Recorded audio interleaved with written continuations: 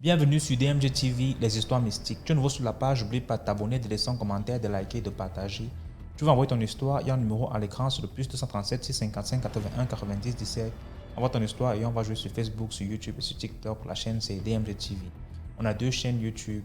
La deuxième c'est DMG TV, histoire mystique exclusive. Et voilà. Donc, on va écouter les histoires mystiques d'aujourd'hui, c'est l'histoire de WhatsApp. Si tu viens d'arriver, si tu tombes sur la page pour la première fois, abonne-toi. Et si tu es là depuis, tu regardes sans t'abonner, abonne-toi. Hey! Donc, liker, ce qu'on fait, c'est pour sensibiliser. Merci de donner la force. On va écouter la première histoire. Dites ce que vous pensez en commentaire. Si cette histoire une vous a marqué, marquez H1. Voilà, fait comme ça. C'est l'histoire 2, l'histoire numéro 2, H2. Voici ce que j'ai retenu et tout, ainsi de suite. Donc, écoutez l'histoire attentivement, s'il vous plaît. Bonjour, j'écoute vos histoires et j'aimerais vous raconter une histoire que j'ai vécue quand nous étions petits. Bon, quelque chose que j'ai vu quand j'étais petite. J'explique l'histoire du Burkina.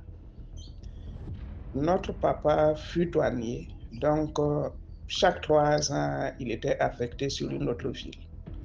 Et quand j'avais 6 ans, on nous a affectés sur une ville. C'était dans les années 86.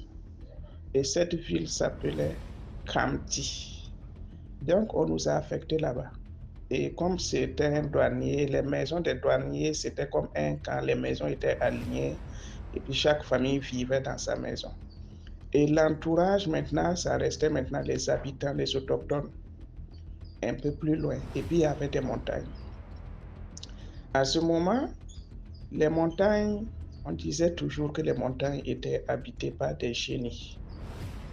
Un jour, il y a la petite sœur de ma maman qui était avec nous. Mon petit frère, il avait 3 ou 4 ans. Donc, il s'est mis à pleurer et la petite sœur de ma maman l'a mise au dos et puis elle faisait les tours en marchant, quoi. En marchant, elle s'est dirigée vers les montagnes. Et au pied de la montagne, c'était le cimetière. Quand nous étions en train de nous diriger vers les montagnes, en levant la tête, nous avons vu une dame qui descendait de la montagne avec les cheveux longs, une partie blanche et une partie noire. C'est comme si on prend la moitié du corps de quelqu'un, on divise de la tête jusqu'aux pieds. Toute une partie est noire et l'autre partie est blanche. Quand la petite maman a vu la dame qui descendait de la montagne, là, elle s'est arrêtée. La dame là aussi s'est arrêtée. Et nous, on a fait demi-tour. Quand nous sommes venus raconter, on nous a dit que c'est un génie qui vit sur la montagne là-bas et descend toujours à 12 heures pile. Et c'est rare de la voir. Ça, c'est une histoire qu'on a vécue là-bas. Et puis une autre histoire aussi également est qu'un jour, au niveau de la douane, il y a les cars qui sont arrivés. Et il y a des gens qui couraient de la maison du chef. On a vu le chef du village qui sortait, entouré de ses notables avec des tam-tams. Tout petit que nous sommes, nous aussi, on a couru pour aller voir. Et du car, il y a une dame qui est descendue. Elle était habillée tout en blanc. Ils sont arrivés, ils l'ont tapé avec une queue de bœuf. Et la dame a commencé à marcher devant tout le monde. Nous aussi, petits, on a suivi jusqu'à dans la cour du chef. Quand nous sommes arrivés dans la cour du chef, ils ont fait sortir une natte, ils ont tapé la dame là s'est recouchée. Et à ce moment, ils se sont mis maintenant à crier, à pleurer. Et l'ethnie ici, on les appelle les lobbies.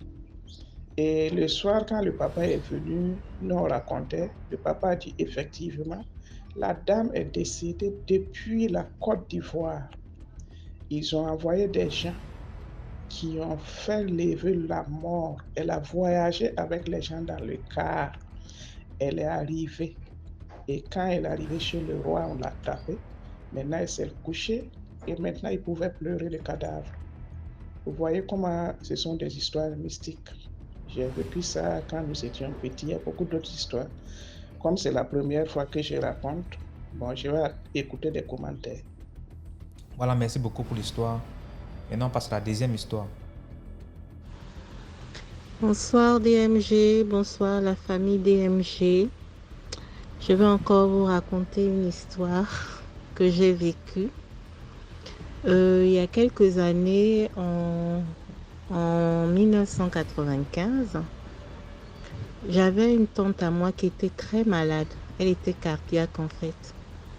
Et j'avais la faculté, quand elle rentrait à l'hôpital, j'avais la faculté à l'époque de la regarder et de savoir que là, elle pouvait sortir de l'hôpital donc bientôt, bien que non, elle va encore rester à l'hôpital et puis elle pourra sortir. C'est comme ça que cette année-là, je préparais mon examen de bac. Elle était déjà hospitalisée. Et franchement, je n'avais pas le temps d'aller la voir tout le temps à l'hôpital. Et c'est comme ça qu'elle est venue. Elle est sortie un soir de l'hôpital. Elle est venue à la maison. Elle est venue me trouver dans la chambre. J'étais en train d'étudier mes leçons. Et c'est comme ça qu'elle me dit, ah, souvent quand tu me regardes, tu sens, tu peux me dire que non, bientôt je vais sortir ou bien je vais encore rester. J'ai trop duré à l'hôpital. Essaie un peu de me regarder. Je dis non, mais tu veux que je te regarde comment? Je ne suis pas concentrée, il faut que je travaille. Tout, machin. Ce qui est sûr, c'est que tu vas sortir. Tu es souvent rentrée et puis tu es sortie. Elle me dit, s'il te plaît, regarde-moi. DMG, j'ai levé les yeux, j'ai posé mes yeux sur elle. Je l'ai regardée. Je ne sais pas comment décrire, comment j'arrive à sentir ça. Et puis pour moi, pour la première fois, elle n'était plus là.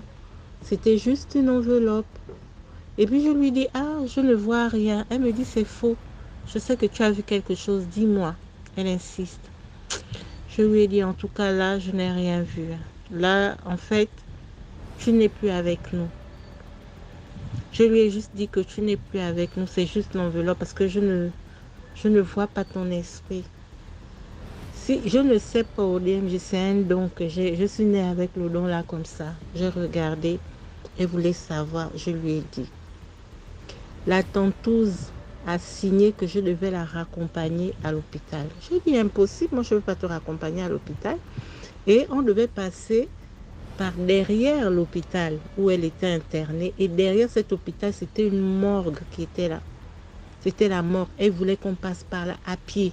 Il était quelle heure? Il était peut-être déjà 20h, 21h. J'ai dit, impossible, je ne peux pas.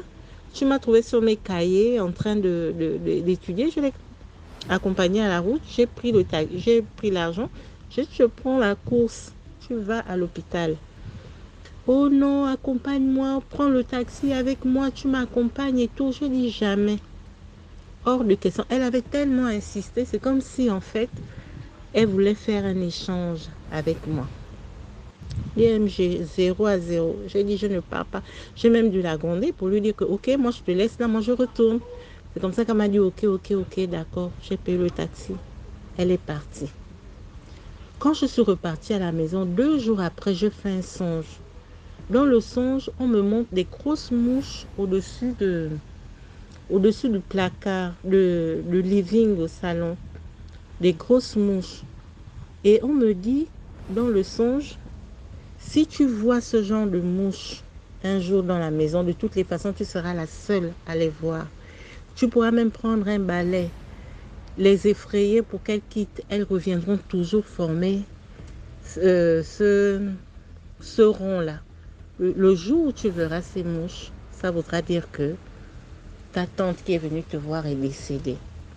DMG, 2 jours après, quand j'ai fait le songe, 2 jours après, je vois les mouches. Nous tous, on est en train de s'apprêter. Mes frères et sœurs, on va aller à l'école et tout. Personne ne voit les mouches. Comme dans le rêve. J'ai dit quoi? Personne ne voit. Vous ne voyez pas les mouches qui sont au-dessus des living. Ah, nous, on ne voit rien et tout. Toi, avec tes choses et tout. J'ai pris le balai comme dans le songe. J'ai essayé d'effrayer.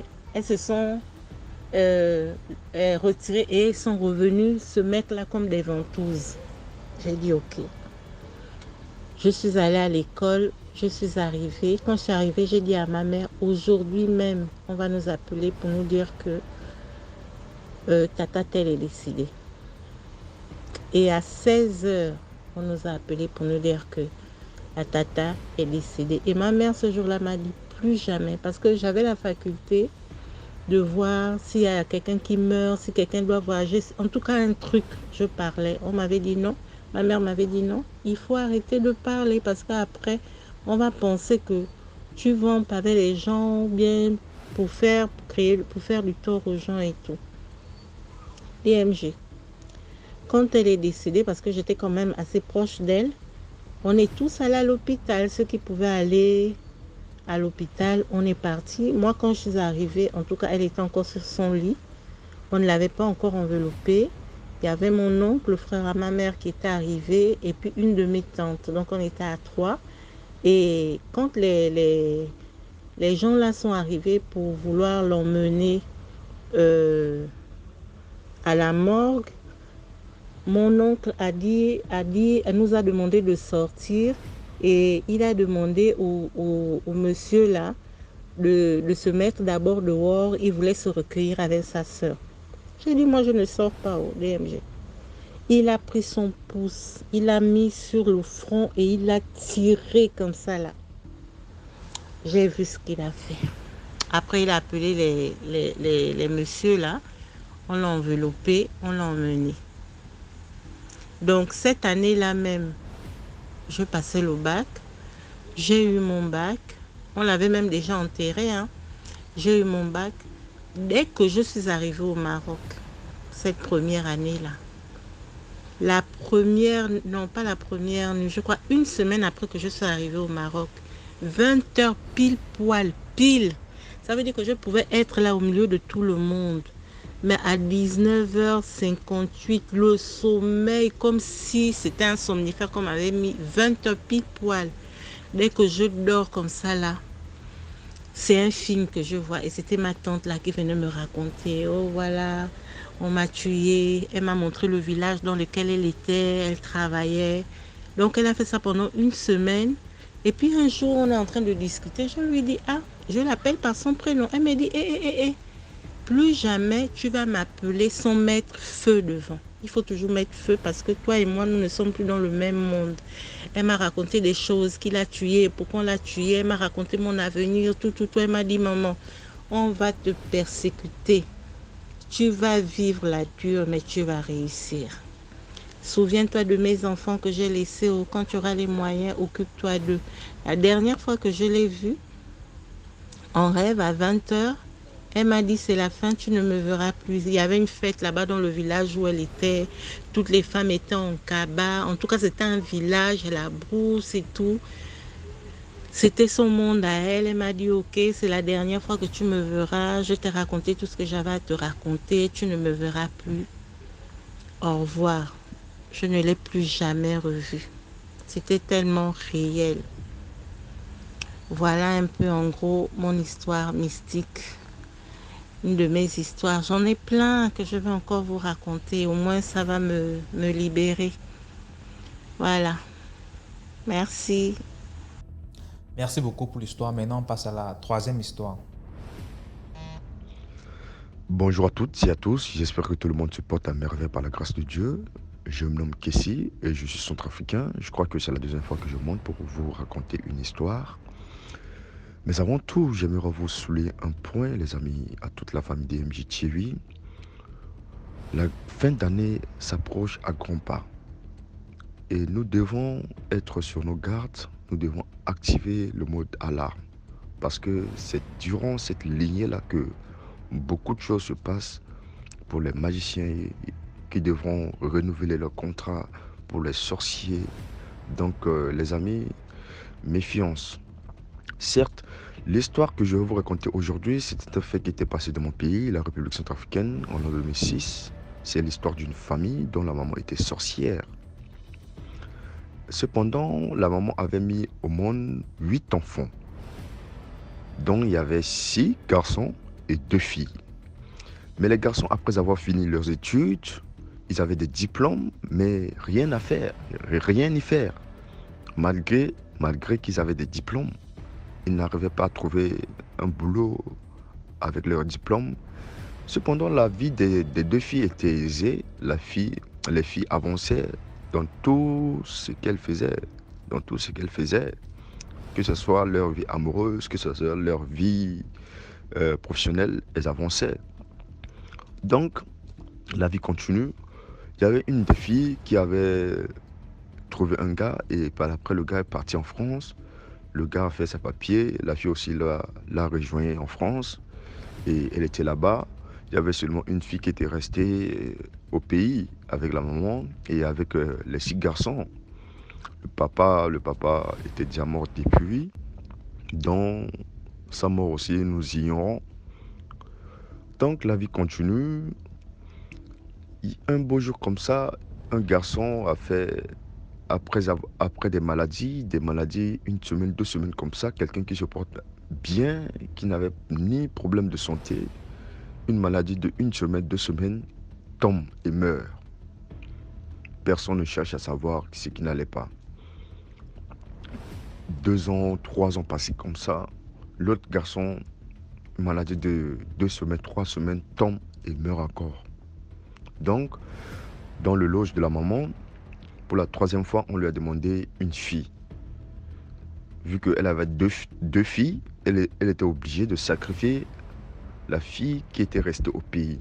Elle a donné la fille là. La fille là aussi est tombée comme ça et a trouvé la mort. Bon, il y a une fille qui est restée en France avec son mari.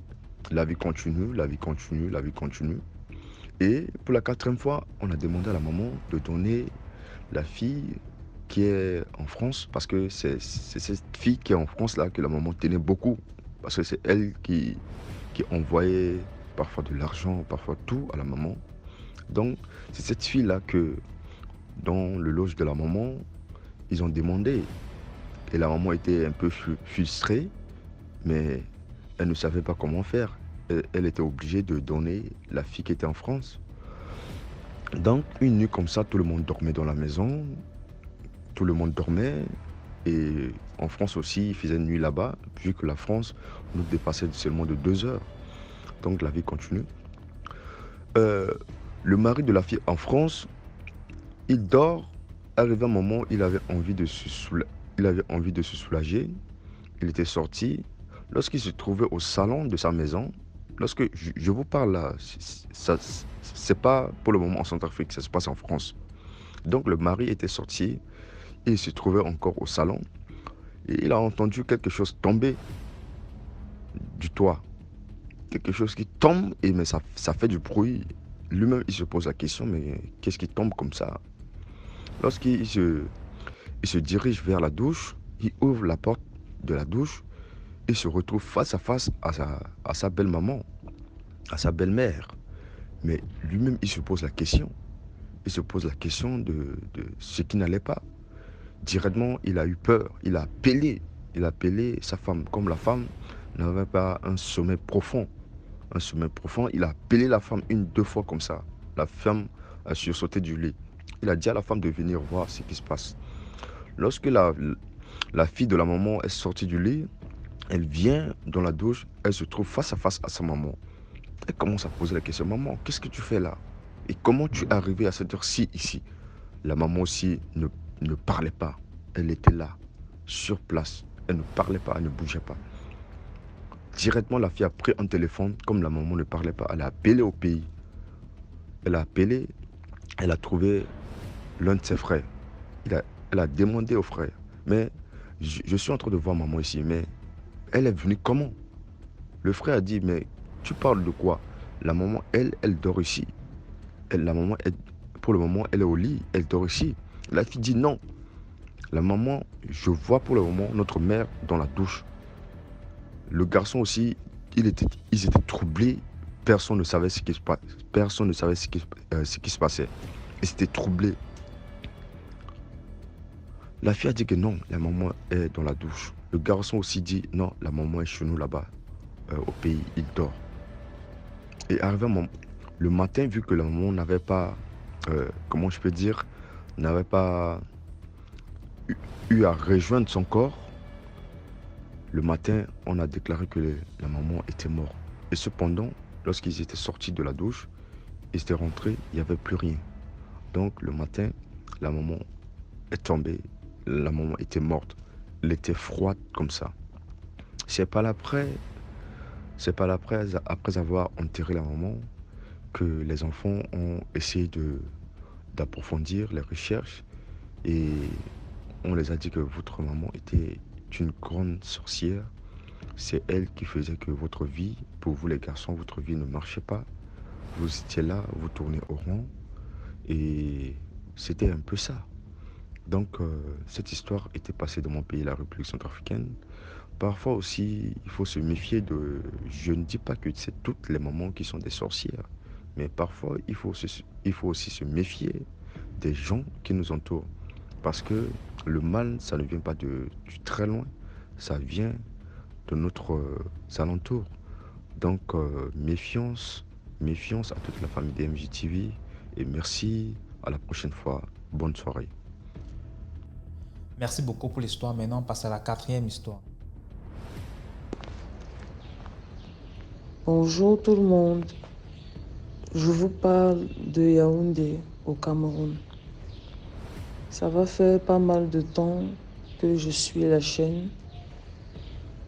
J'écoute toutes les histoires de tous les pays différents, même ceux qui sont à l'étranger, mais qui vivent des choses qu'ils n'arrivent pas à expliquer. Et moi aussi aujourd'hui, j'aimerais, c'est un honneur pour moi, de vous partager certaines expériences que je classe mystiques, paranormales. Parce que jusqu'à présent, je n'ai pas trouvé une explication logique, raisonnable, scientifique à tout ça. Vous savez, quand j'étais enfant, j'avais une façon de voir les choses et de les interpréter. Aujourd'hui, je suis une personne plus mature, j'ai pris de l'âge. Et quand je ressasse ces choses que je voyais et que j'interprétais à ma manière quand j'étais enfant, j'arrive à les expliquer pour certains. J'arrive à les expliquer, j'arrive à comprendre avec mon œil de femme, de grandes personnes aujourd'hui. Mais il y a quelques-unes, il y a quelques parties que jusqu'à présent, c'est flou. Et après avoir écouté plusieurs histoires ici sur la chaîne, j'ai vu beaucoup de similitudes avec plein d'histoires, des personnes même se trouvant dans d'autres pays. Peut-être les détails ne sont pas pareils, mais quand tu regardes la forme, c'est le même mode d'emploi. Bon, la première histoire que j'aimerais raconter, c'est lorsque j'étais bébé. J'aimerais raconter ça en premier parce que pour moi, c'est vraiment les débuts. Les débuts de je ne sais pas si je dois appeler ça des manifestations ou bien des attaques. Bon, j'étais bébé, je ne parlais même pas, donc je pense même pas que j'avais 2 ans. J'avais à peine 1 an. Et c'est fou parce que je m'en souviens comme si c'était hier, je vous assure. En fait, j'étais bébé et j'étais dans le berceau, dans la chambre de mes parents. Mon père et ma mère étaient couchés sur le lit, mon berceau était à côté du côté où mon père était couché. Je me rappelle que cette nuit-là, je dormais paisiblement, mais quelque chose m'a réveillée.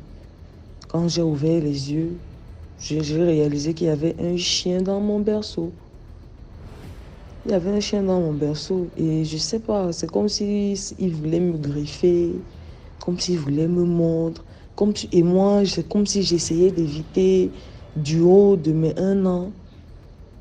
Mais il ne me blessait pas, ça ne me faisait pas vraiment de mal, mais Je ne sais pas si je dois dire que j'étais surprise ou bien j'étais étonnée parce que j'étais un bébé, mais je sais que j'ai eu peur. Et je me rappelle que cette nuit, j'ai énormément pleuré. Énormément. Et finalement, mon père, je me rappelle, il a envoyé son bras. Parce qu'à un moment, quand j'ai tellement pleuré, je me souviens très bien, j'ai encore la vision. Le chien a sauté du berceau et il est sorti, il est parti. Mon père a envoyé sa main et il m'a soulevé. Et il m'a couché entre lui et ma mère au milieu. Il m'a pris dans ses bras et je me rappelle que je me suis calmée tout de suite. J'ai dormi. En fait, comment je me rappelle de ça la première fois, j'étais déjà plus grande. J'étais déjà plus grande. D'autres choses m'étaient arrivées, hein, mais le moment où je me suis rappelée de cette première chose, parce que je pense que c'est la première, parce qu'après cet âge-là, je ne me rappelle pas. En dessous de 1 an, là, je ne me rappelle vraiment pas des choses. C'est vraiment ce truc-là, étant bébé, qui me revient. J'étais déjà plus grande. Je discutais avec mon papa. Déjà, il faut savoir que j'ai toujours eu une grande maturité, malgré mon âge. Même quand j'avais 5 ans, je donnais l'air d'en avoir le double, d'avoir 10. Pas physiquement, mais par la façon que je m'exprimais, par les choses qui retenaient mon attention. Et les grandes personnes remarquaient ça. Bref, je discutais beaucoup avec mon papa. Et toujours on discutait, c'est comme si j'étais déjà une grande fille alors que j'avais peut-être 10 ans ou 12 ans. Un jour, il m'a demandé comme ça. En fait, il en parlait comme ça. Je ne sais pas de quoi on a parlé, on est entré dans le sujet. Parce qu'il faut savoir qu'après, mes parents se sont séparés. Je ne sais pas si j'avais même 2 ans. Quelque temps après ce que j'ai vu dans la nuit étant bébé, mes parents se sont séparés. Donc à cet âge-là, de 10-12 ans, quand j'ai discuté avec mon papa, je vivais avec lui et avec sa femme, avec mes frères bien sûr, et les enfants que sa femme avait fait. Donc on discutait, je crois qu'on se ressassait le passé. Et puis il m'a dit une nuit, quand j'étais bébé, j'avais tellement pleuré. Et moi, j'étais pas un bébé qui dérangeait. J'étais super cool comme bébé. J'étais compréhensif. J'étais mature. Donc cette nuit, j'avais tellement pleuré que lui, ça l'a marqué. Et je suis sûre que c'était cette nuit. Parce que si de toute ma période de bébé, c'est la seule chose dont je me rappelle qui m'a vraiment marqué. Ça veut dire que c'est forcément de ça qu'il parle. Et quand il m'a dit ça, je lui ai raconté, je lui ai dit, bah, justement, il y a une nuit, j'étais tout bébé. Voilà. Ah, il m'a regardé comme ça, il m'a dit, mais attends, la nuit là, tu avais tellement pleuré. J'ai dit, oui, tu as envoyé la main. Il était même surpris que je me rappelle des détails. Il a envoyé sa main. Il m'a tiré avec une main du berceau. Et il m'a dit, toi là, tu déranges. Il a posé son gros bras sur mon petit corps de bébé là. Je me suis sentie en sécurité de ouf. Et je me suis calmée. Je lui ai raconté ça, ça l'a touché. On a discuté, ça, c'est passé. Ça, c'est la première histoire. Ensuite, quand ce qui m'est arrivé étant bébé, c'est passé. Après quelques temps, mes parents se sont séparés. Ils se sont séparés, j'avais, je sais pas, 2 ans. Parce que je me rappelle, j'étais encore en classe de maternelle. Hein. J'étais encore à la maternelle. Et à la maternelle, mes parents n'étaient pas encore séparés. Mais ça s'est produit à cette période-là, en tout cas. Je crois en début de ma grande section, ils étaient ensemble, mais c'est à la fin que tout est parti en l'air, tout est parti en vrai, ils se sont séparés et tout. En fait, je peux dire que au final, ma vie, c'est comme toute une histoire, c'est comme des pièces et des pièces. Et là, je suis juste en train de vous présenter quelques pièces originales. Et pendant que je raconte, je peux me retrouver entremêlée avec d'autres moments. Je m'excuse, mais je vais faire l'effort de rester sur le sujet. Donc j'étais à la maternelle, mes parents étaient en froid, ils s'apprêtaient, la bombe s'apprêtait à exploser. En fait, mon papa avait plusieurs, on va dire, taxis à son actif. Il avait 3, je pense. Le premier taxi, pour la petite histoire, portait mon nom. Le deuxième portait mon nom avec le chiffre 2. Je vais prendre un exemple, comme Samantha 1, Samantha 2, Samantha 3. Il m'aimait beaucoup. Je suis la seule fille au milieu de 3 garçons, des enfants que mon père a fait avec ma mère. Parce qu'avec les autres, il a d'autres filles, mais avec ma maman, avec qui il s'est marié légalement, je suis sa seule fille. Il m'aimait énormément. Il m'aime toujours. Donc, j'avais les autres, tout ça, ça tournait son argent en ville, à Yaoundé. Mais il y avait un taxi spécialement qui s'appelait l'exemple Samantha numéro 1, qui était spécialement chargé de m'accompagner à l'école, de venir me chercher. Même si c'est en train de tourner, c'est son travail. Et même s'il y avait la recette, si j'ai envie d'une glace, d'une barbe à papa, il a obligation d'exécuter. Vous voyez un peu le genre de vie de princesse, quoi. Après, qui s'est transformé en... Bref. Donc, anyway, ce jour-là, je ne sais vraiment pas ce qui s'est passé dans l'organisation, mais apparemment, le chauffeur n'était pas disponible. Et pour la petite histoire encore, j'avais fait des caprices parce que le chauffeur, en fait, un matin, il est venu me chercher et il a porté sa copine. Moi, j'étais très capricieuse. J'ai dit, c'est ma voiture. J'ai commencé à faire ma chipie. Moi, j'étais un enfant, malgré qu'il me flattait, moi, j'étais déjà avancée. Pour mon petit âge, moi, je comprenais tout ça et ça ne m'intéressait pas. Je savais que ce qu'il fait est mal, il n'a pas le droit. Il m'a crié dessus et il m'a giflé.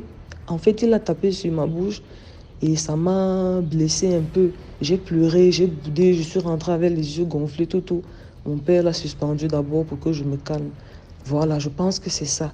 Et puis, cette période-là, c'est mon tonton qui devait venir me chercher, le petit frère à mon papa. Mais ce jour-là, je ne sais pas, jusqu'à présent, il faut même que je demande, parce que jusqu'à présent, mon tonton là n'a pas expliqué pourquoi il n'est pas venu me chercher. Pourquoi il a imaginé que c'est mon père qui allait le faire, alors que depuis des jours, c'est lui qui le faisait parce que l'autre chauffeur n'est pas disponible.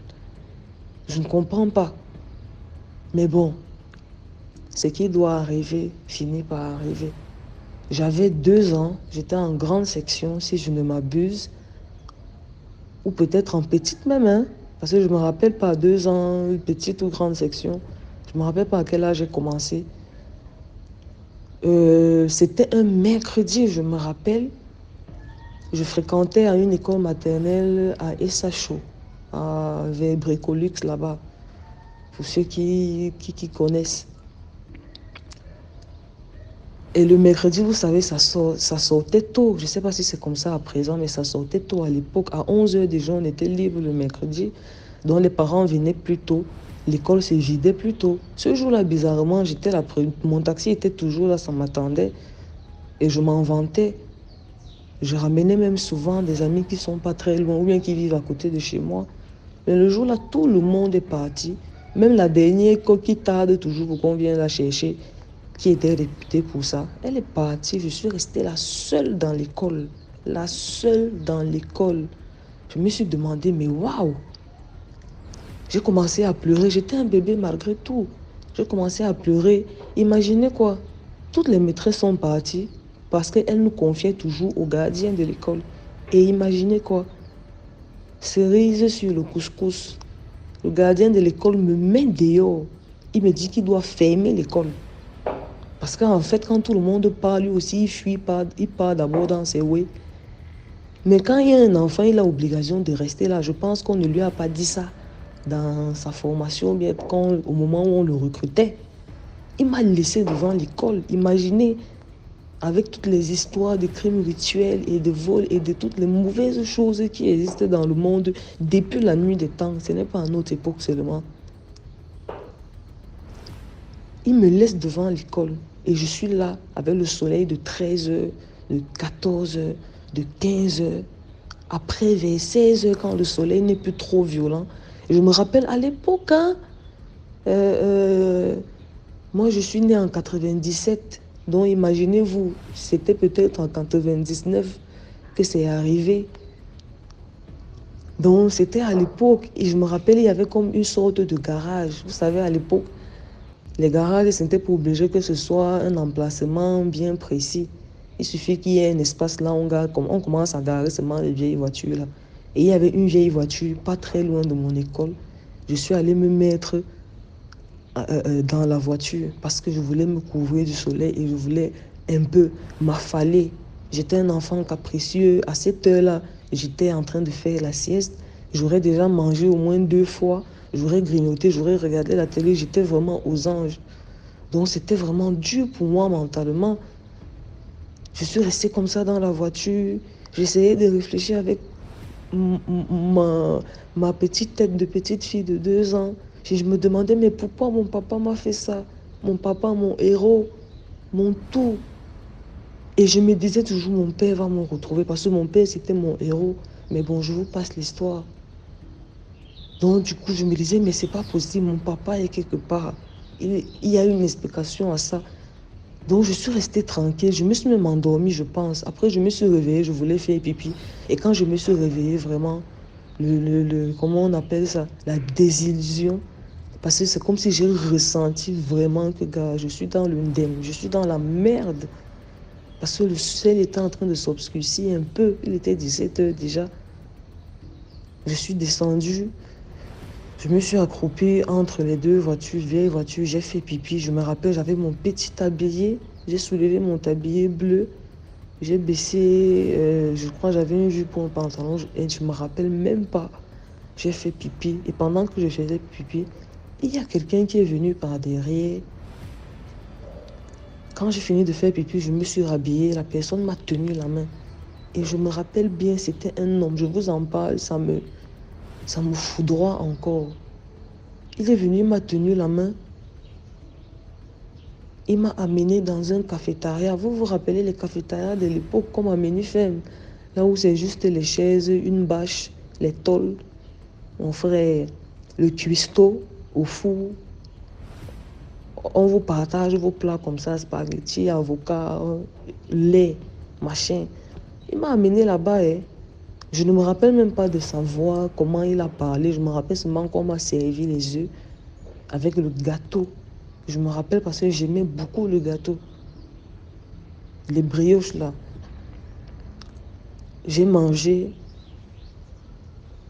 Croyez-le ou non, il m'a ramené ou il m'a prise. Il m'a ramené entre les 2 voitures. Et il s'est tourné. Il a tourné les talons. Et il est parti. Je ne l'ai plus vu. Et je n'ai pas eu le courage de le suivre. Parce que moi, je faisais trop confiance à mon père. C'est mon père ou rien. Et je me disais, bon, peut-être ce monsieur-là, il fait partie du plan de mon père. Peut-être il y a quelque chose qui se passe. Et là, il m'a donné à manger en attendant. Il faut que je sois plus forte. Je vais patienter. Je suis restée là, imaginez-vous, jusqu'à la nuit est tombée. Imaginez-vous. C'est à 22 h. J'en avais marre, je pleurais. J'étais toujours entre les 2 voitures. Je n'étais plus dans la voiture. Et je ne sais pas comment j'ai eu la présence d'esprit de ne pas rester dans la voiture. Parce que dans le noir qui allait m'apercevoir étant toute petite. Je ne sais pas comment j'ai eu l'idée, mais j'ai pas eu peur. Parce qu'au contraire, j'allais vouloir me réfugier. Je suis descendue, je suis restée au milieu des 2 voitures. Mais c'était vraiment le noir. Je me rappelle même qu'il y avait quelques herbes et tout. L'eau un peu, la rigole. Je me suis accroupie là et j'ai commencé à pleurer. Je pleurais. Parce que là, c'était déjà le désespoir. Je me disais, mais papa, j'ai trop supporté. Mais tu es où? Dis-moi, où est ton papa? Bref. Voilà donc, encore, croyez-le ou non, une maman qui passe. Et je pense qu'elle avait déjà fait 2-3 tours. Elle avait déjà fait plusieurs tours parce qu'en fait, la maman, vous savez, avant aussi, il y avait des mamans là qui vendaient les pains chargés, la pain, haricots, sardines, œufs, mais la nuit. C'était le genre qui veillait la nuit, qui vendait ça la nuit. Elles étaient au bord de la route comme ça. Moi, je me rappelle parce que j'en voyais. Et je voyais toujours ces femmes-là à côté de mon école. Souvent, même le matin, elles étaient là, en fait. Comme si elle passait la journée là, en fait. En route, hein. En pleine route. Il n'y avait pas un abri. Elles étaient là, peut-être 3, 4 femmes. Et elle, c'est comme si ce soir-là, ce n'est pas c'est comme si, parce que c'est ce qu'elle raconte. Parce que même l'estimation de l'heure que je vous donne, c'est elle qui donne l'heure. Elle a beaucoup vendu ce jour-là. Pourtant, c'est la nuit. Ce n'est pas comme si c'est un marché qui est trop... La concurrence est trop serrée. C'est vrai qu'il y a des gens, mais bon, bof. Il y avait la boulangerie Acropole là à côté qui était en train de faire fort. Donc voilà, elle a beaucoup vendu le jour-là. Et à chaque fois, elle se levait pour aller acheter le pain. C'est comme s'il y avait un endroit où on faisait le pain à côté de mon école. En fait, elle a fait beaucoup de tours et est passée devant ce garage-là. Et elle dit qu'à chaque fois quand elle passait, elle a cru entendre des bruits, mais elle se disait, mais maman, un enfant. Sauf si c'est la sorcellerie seulement. Mais à chaque fois, elle s'imaginait qu'il y a une école à côté, une école maternelle. La coïncidence ne serait pas quand même bizarre, mais comment, jusqu'à cette heure, l'enfant est là comme ça dans le noir. Personne ne l'a ramassé avec tout ce qu'il y a de mauvais là. Elle passait, mais après c'était de trop. Et mes pleurs aussi empiraient. C'est là où elle avait le tchoron en main. Je me rappelle bien une femme qui a torché sur moi. Enfin, ce mot n'existe apparemment pas. Qui a allumé sa torche sur moi dans le noir et demandé c'est qui, étant craintive. C'est qui là-bas, qui pleure là? J'ai dit c'est moi avec ma petite voix fatiguée. Elle était tellement touchée de voir un bébé comme ça dans le noir. Elle m'a demandé mais qu'est-ce que tu fais là? J'ai dit on n'est pas venu me chercher. Elle me dit ton père c'est qui? Je n'arrive même pas à dire. Ta mère c'est qui? Je n'arrive même pas à dire qui c'est, qui ils sont. Voilà comment elle m'amène. Et elle avait un sac de pain en main. Voilà comment elle me porte avec une autre main. Elle m'amène là où elle vendait. Et imaginez-vous, en route que je vous dis que je passais souvent, je la voyais. Je passais souvent, je la voyais. Je ne peux pas expliquer. Je ne peux pas dire qu'elle me plaisait ou bien elle me faisait pitié ou bien je ne ressentais pas un sentiment particulier à ça. Mais c'est quelque chose que j'avais en image parce que je remarquais les choses aussi. J'observais beaucoup. Et me voilà là sur le trottoir. Elle avait lancé les grands sacs de riz là qu'on fait les sacs, on met le pain dedans. Elle a mis ça par terre. Elle a mis une couverture qu'elle utilisait parce qu'il faisait froid. Donc quand elle vendait la nuit, elle était armée. Elle m'a mis les grandes chaussettes. Elle m'a fait mon petit lit là. Je me suis couchée là par terre sur le sac du pain et la petite couverture, le pain.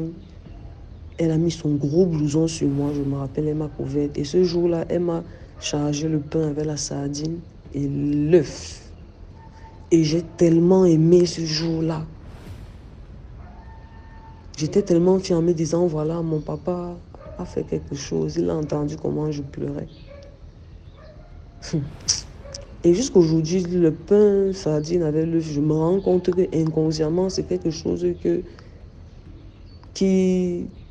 je n'oublie pas. Toujours, j'en ai envie un peu. Bref, c'est bizarre, bref. J'ai mangé et elle m'a demandé de dormir. Elle a fini de vendre tout. Parce qu'elle a vu la tenue de mon école. C'était facile. Elle connaît mon école qui est tout juste là.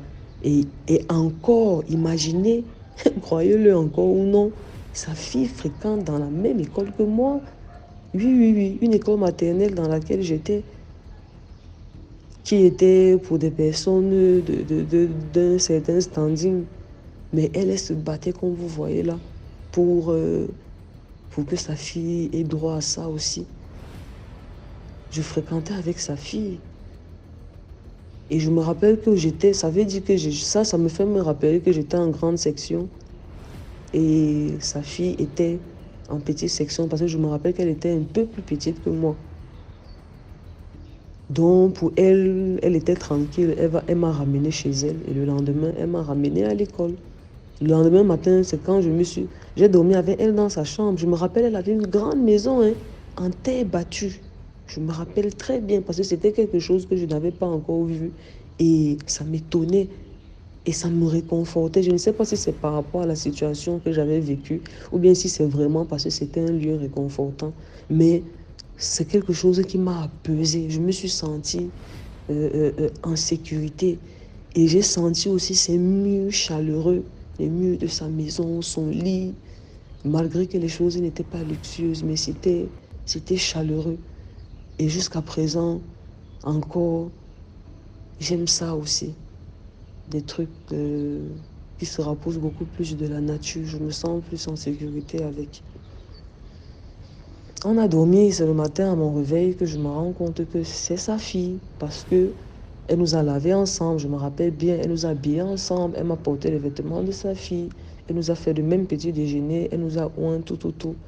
Et elle nous a amenés à l'école. Quand on est arrivé à l'école, je suis descendu du taxi. Je me rappelle, mon père était... Parce que le taxi garé en face de l'école, du portail de l'école maternelle. Et mon père était devant l'école.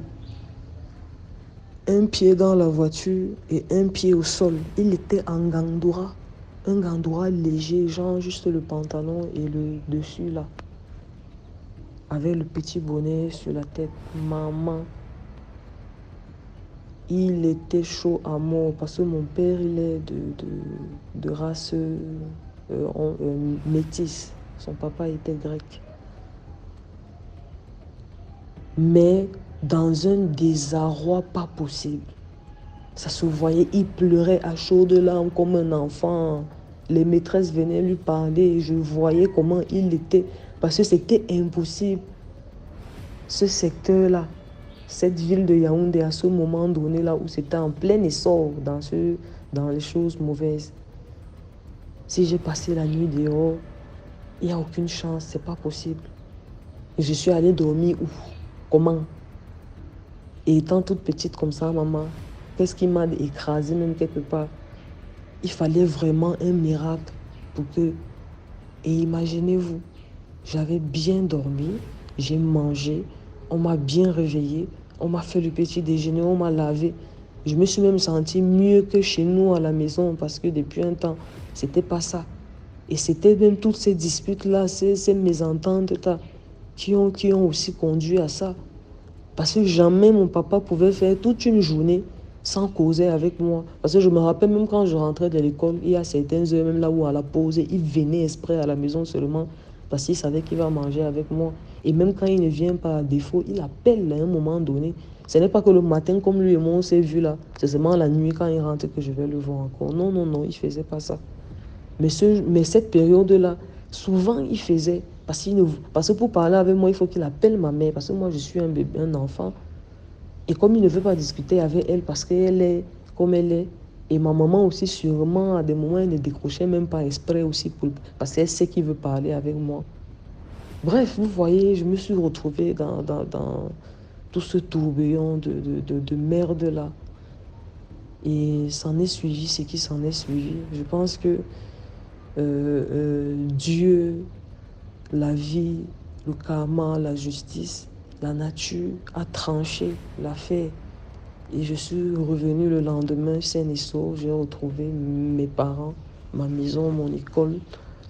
Et j'ai continué ma vie. Plein de choses d'autres sont arrivées encore.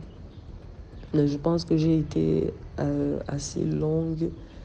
C'est la première fois que je partage ça. Je l'ai fait avec quelques personnes restreintes, un frère, mon père, souvent ma mère, mais elle n'a pas vraiment compris souvent, ou bien elle est dans le déni, mais par le partager avec beaucoup plus de personnes dans beaucoup d'autres pays, quand moi j'écoute les histoires d'autres personnes qui sont similaires à la mienne, je le ressens à sa place, je comprends, je compatis. Et vraiment, en dehors de partager aussi mes expériences, pour leur dire que vous n'êtes pas seuls. Nous aussi, je me dis que c'est déjà faire quelque chose à mon niveau. Donc, c'était un honneur pour moi. C'était mon histoire. Merci beaucoup pour l'histoire. Maintenant, on passe à la 6e histoire. Salut DMG, de Sagesse de Paul, le guerrier de Dieu. Je tiens à vous raconter l'histoire mystique que j'ai intitulée Karma immédiat. Cette histoire se déroule dans la région du Sud Cameroun. C'est l'histoire d'une femme qui souffrait d'une maladie où il fallait qu'elle prenne régulièrement des médicaments. Elle a dû sortir de chez elle pour aller dans un centre, voir une agence d'opération d'argent. Et elle a retiré 5 000 francs que sa fille lui avait envoyés. Au sortir de là, elle a stoppé un soi-disant moto-taximan, dont une brebis galeuse parmi tant d'autres, qui au lieu de sortir faire le service noble de moto-taximan, lui, il est là pour agresser, soutirer, violer des femmes, des jeunes femmes, voire même des fillettes. C'est donc ainsi que la femme, et généralement ces gars-là, ces brebis galeuses-là, eux, ils n'acceptent que l'interpellation des femmes. Quand c'est un homme qui les stoppe, il ne s'arrête pas. Parce qu'il sait ce qu'il va aller faire avec la femme devant. C'est ainsi que, comme je disais tantôt, la femme le stoppe donc. Il s'arrête, la femme lui donne la destination. Et la femme lui fait comprendre qu'elle a un billet de 5 000 francs. Vu que la destination où il devait laisser la femme était un tarif de 200 à 300 francs, la femme lui fait donc comprendre que par rapport à son gros billet, qu'ils prennent plutôt 500 francs, oui, au lieu de 200 ou 300, comme le tarif normal l'indique. Le chauffeur de la moto n'a rien dit. Il a simplement attendu que la femme monte sur sa moto. Il a démarré. Ils ont roulé, arrivé donc maintenant à l'endroit, donc au bosquet, avant la destination finale, donc à quelques mètres de la destination finale. Il s'arrête. Il dit qu'il ne peut plus continuer, que la femme devait lui payer. La femme lui demande que mais la destination est juste là à 50 mètres. Arrive normalement et je te donne ton argent. Donc monsieur dit non, moi je ne continue plus. Je ne continue plus. Il a inventé une histoire comme quoi on a l'habitude, il a déjà eu des agressions là-bas, même en journée, il ne peut pas arriver jusqu'à ce niveau-là. Enfin, il dit, mais fallait me dire ça depuis quand j'étais stoppé. Moi, j'allais prendre une autre personne. Il dit à la femme qu'il ne veut rien entendre, qu'il veut son argent. Il est arrivé. Il ne veut rien entendre, il ne veut pas répondre à la femme, que la femme lui donne son argent. La femme prend, elle dit, bon, moi, je ne veux pas discuter. Bon, ça va comme ça, la conversation là s'arrête là. Elle enlève dans les 5 000, elle lui tend les 5 000. Quand elle lui tend les 5 000, le monsieur dit, en plus, vous avez même un billet de 5 000 francs. Mais la femme me dit que, mais je t'avais prévenu. Le monsieur dit, non, moi, je ne me souviens pas que vous m'avez prévenu que vous avez un gros billet. Et dans ce bosquet, je ne vois pas où je vais aller faire la monnaie. Donc, je ne peux pas non plus aller faire la monnaie pour vous. Qu'est-ce qui ne me dit même pas que vous êtes même une malfrat? La femme dit, mais qu'est-ce que tu racontes comme ça, mon frère? Il dit, non, moi, comme vous dites, je ne peux pas aller faire la monnaie pour vous et je ne peux non plus vous laisser avec mon argent. C'est où il a démarré sa moto. La femme dit, ce que tu es en train de faire là, moi, je suis maladif. Si tu pars avec cet argent-ci, je ne sais pas comment il va faire. C'est peut-être la maladie va se m'emporter puisque l'argent est incomplet. Je dois encore chercher à compléter cet argent pour acheter mes médicaments. Le monsieur, est-ce qu'il voulait entendre ça? Il a démarré sa moto, il est parti. La femme est restée là, les mains sur la tête, en train de crier, rembourse mon argent, pardon, ne fais pas ça mon frère, ne fais pas ça, ne fais pas ça. Le monsieur, il a démarré, le motoman a démarré sa moto, il est parti. Mais là, il y avait un monsieur qui venait. C'est sûr que c'est même ce qui a fait même que le motoman démarre pour s'enfuir. Il y avait un monsieur qui venait, il voyait la scène, il voyait les altercations, il voyait les gestes de discussion entre la femme et le motoman qui venait de s'en aller. Il vient lui demander à la femme lui raconte l'histoire. Plein de compassion pour la femme. Il a dit que bon, qu'elle remet seulement entre les mains de Dieu. Voilà 5 000 francs. Il a enlevé 5 000 francs, il a donné. Lui aussi, il a avancé un peu. La femme l'a infiniment remercié. La femme est partie. Il a donc avancé quelques mètres plus haut. Il a donc pris aussi une autre moto pour s'en aller vers la ville.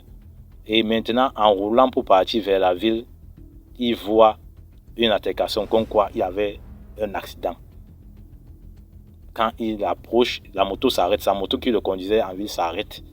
C'était quoi? C'était un camion et une moto qui venaient d'entrer en collision. Quand vous dites un camion et une moto, vous-même vous savez ce que ça peut donner. Qui venaient d'entrer en collision, ils n'ont pas fait un face à face. Ils sont arrivés au niveau de Dodane. En arrivant au niveau de Dodane, la moto qui fuyait, sa scène qu'il venait de faire derrière, a voulu doubler le camion de l'arrière. Mais en voulant doubler le camion, il a vu un véhicule qui venait. En rabattant, donc il paraît bien que le chauffeur du camion ne maîtrise pas bien la route, donc il a été surpris par les deux dents. En rabattant maintenant, c'est où le chauffeur du camion a brusquement freiné. Imaginez vous-même, il est entré sous le camion. Donc le camion l'a d'abord frappé, c'était un plateau. Le camion l'a d'abord frappé, donc il est entré en collision, le camion l'a d'abord frappé, comme quoi ça a broyé sa tête, il est tombé maintenant. En tombant, il est allé sous les pneus arrière, le camion l'a broyé, comme vous dites, broyé, pas d'arachide. Quand le monsieur vient maintenant regarder, il se rend compte que c'est le motoman, le mototaximan qui discutait avec la femme, les mêmes habits, la même moto et tout. Il a seulement mis les mains sur la tête. C'est où il a commencé à raconter l'histoire que voilà ce qui est arrivé derrière, que ce motoman-ci qui est maintenant ici en pas broyé, qui est rejeté en pâte d'arachide là. Voilà ce qu'il a fait là-bas derrière. Les gens qui avaient même la compassion, les gens qui commencent à pleurer pour lui, que les gens sont même quittés, que ça c'est le karma de Dieu, il n'a que eu ce qu'il méritait. Donc la morale de l'histoire est que quand vous sortez pour faire votre travail, quand on sort pour faire notre travail, faites votre travail dans la justice, dans la vérité. Ne sortez pas pour aller faire un travail, vous prenez le don d'un travail pour aller salir les autres qui font noblement ce travail, alors que vous ce n'est qu'une couverture pour faire vos actes sataniques derrière, vos actes maléfiques derrière. Comme les gens l'ont dit, il n'a que eu ce qu'il méritait, et comme la femme disait quand il fuyait, que je te remets entre les mains de Dieu pour ce que tu es en train de me faire. Et voilà donc la justice de Dieu, pour vous dire aussi que la justice de Dieu est plus grande que celle des hommes, voire sa vengeance est plus terrible que la vengeance des hommes. C'était l'histoire que je tenais à partager à la grande famille DMG. C'était Sagesse de Paul, le guerrier de Dieu, depuis la ville de Kribi. À vous de liker, de commenter et de partager. Surtout de vous abonner à la chaîne DMG TV. Parce qu'avec DMG TV, l'esprit de l'être humain, ça ne veut plus le deux mondes parallèles, c'est-à-dire le monde visible et invisible. Je vous remercie de m'avoir écouté et à plus pour une nouvelle histoire mystique. Merci pour l'histoire. Maintenant, on passe à la 7e histoire. Likez, commentez, partagez. Bonjour DMG, bonjour toute la communauté. Bon, aujourd'hui c'est mon deuxième histoire que je vais raconter. Ici, il s'agit de sapeurs. Comme vous le savez, les Congolais aiment bien la sape. Et je suis aussi victime de ces sapes-là. Le sape m'a pris mon mariage. Le mari s'est allié avec une sapeuse. Et maintenant, ils vivent dans leur sape. Moi, je ne suis pas là. Moi, j'ai pris mon Dieu. Moi, je me suis débarrassée de tout ce qui sont inutiles pour ma vie spirituelle. Donc, je crains l'Éternel. Mais eux, comme ils aiment bien le luxe et tout, les goûts de luxe, donc c'est un peu ça, ils vivent leur vie. Ici, il ne s'agit pas de moi, il ne s'agit pas de mon mari, il s'agit d'une personne, il s'agit d'un Congolais, un homme congolais, une famille congolaise qui vit en Angleterre. Non, il vivait en Angleterre, puisque l'histoire a changé. Quand on aime la vie de luxe, là, il faut s'attendre aux conséquences qui viennent après ça. Ici, je vais raconter l'histoire d'un homme, d'un Congolais qui aimait la sape.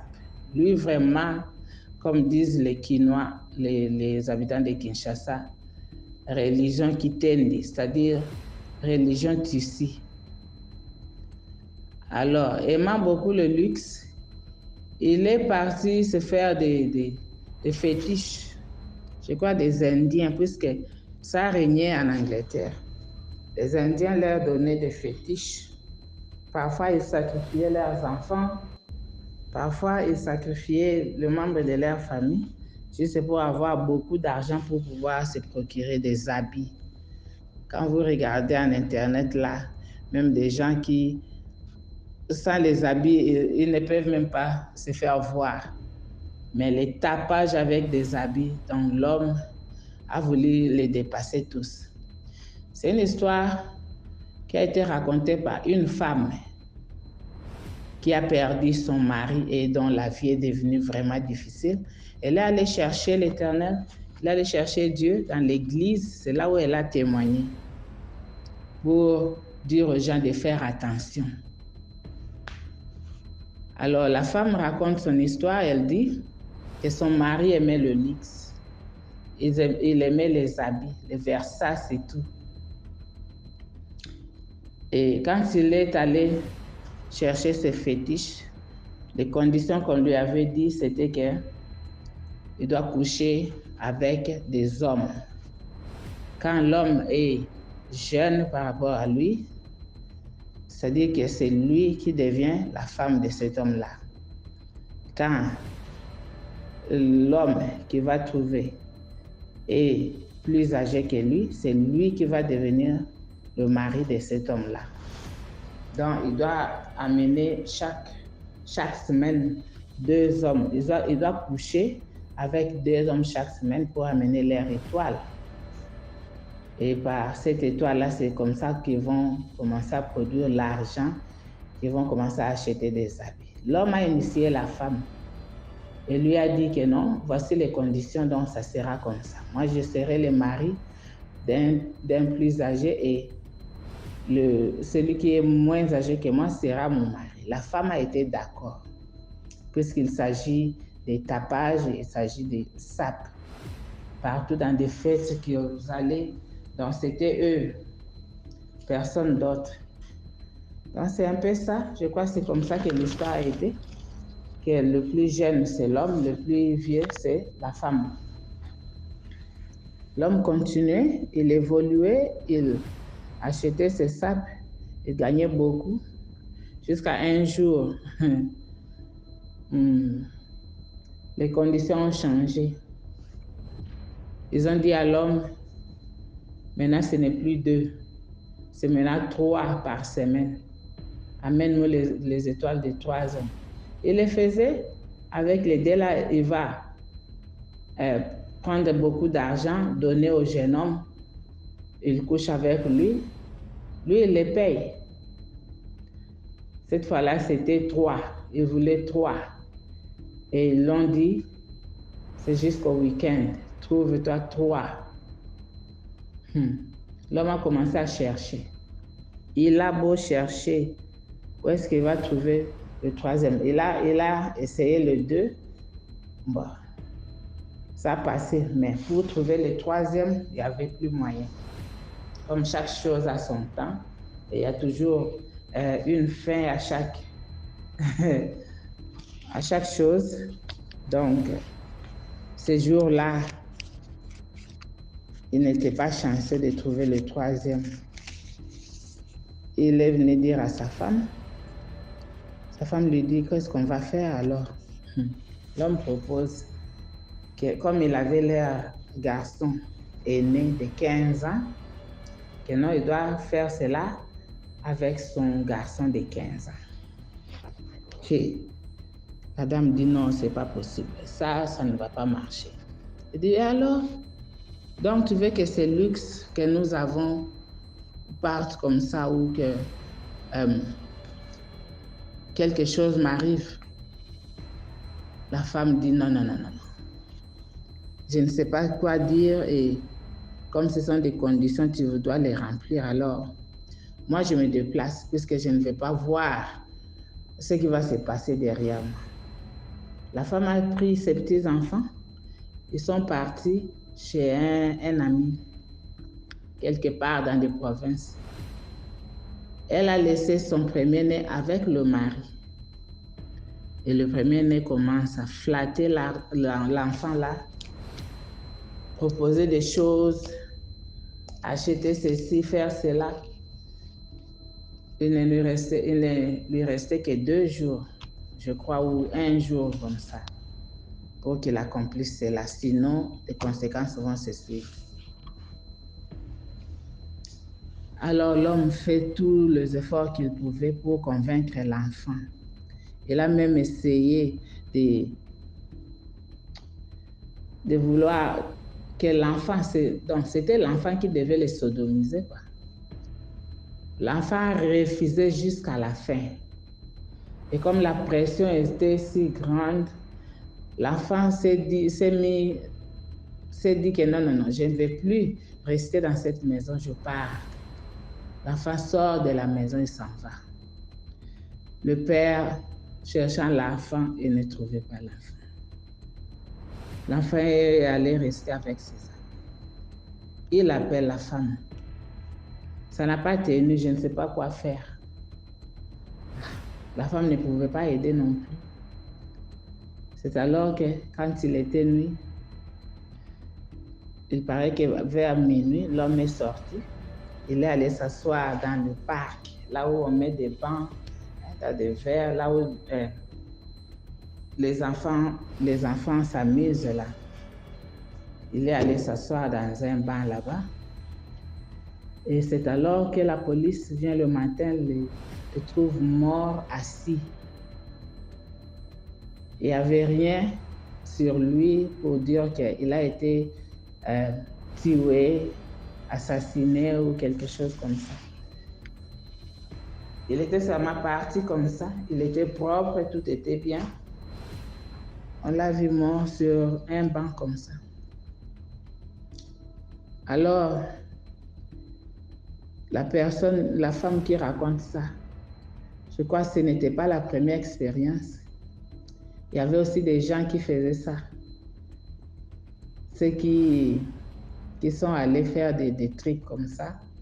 Et il y avait des papas qu'on trouvait dans des bancs comme ça, assis et partis. Donc, ce sont des phénomènes qui se faisaient un peu à l'époque, pendant ces temps-là. Donc, l'argent facile, le tapage, le sape, tout cela menait la mort. Et comme la femme confessait, elle dit, donc, la vie de cet enfant-là est devenue très misérable. L'enfant entrait dans des prisons à tout moment, le désordre, la vie de leur fille, ceux qui étaient enfants qui ont maintenant grandi là. Il n'y a personne qui a fini ses écoles, il n'y a personne qui s'est marié, il n'y a pas une bonne vie, jusqu'à ce que la femme est rentrée en Afrique. Elle a laissé l'Angleterre rentrer en Afrique pour aller chercher sa délivrance. C'est alors qu'elle a raconté l'histoire, elle a voulu que les gens connaissent et sachent ce qui s'est passé pour en tirer un peu la leçon. Donc, quand vous voyez ces sapeurs-là qui font leur tapage, ne paniquez pas. Il y a de ceux-là qui vont voler. Ils volent chez les Indiens, ils volent les habits dans des magasins. Il y a de ceux-là qui ont vendu leurs enfants, qui ont vendu leur corps, leur masculinité et tout, pour seulement se faire voir que ce sont des sapeurs. Donc, c'est un peu ça l'histoire, que tout le monde tire une leçon et voir que même la Bible parle de luxure.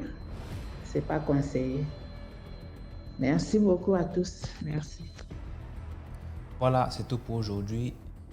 N'oubliez pas de vous abonner, de partager, de liker. Rendez-vous demain à 12h00 sur YouTube pour une nouvelle vidéo. Partagez, invitez plus de personnes à venir se connecter, à venir raconter leur expérience aussi. Comme ça, on va être de plus en plus nombreux et avoir beaucoup plus d'histoires pour être sensibilisés et tout. Donc, portez-vous bien. À demain pour une nouvelle vidéo.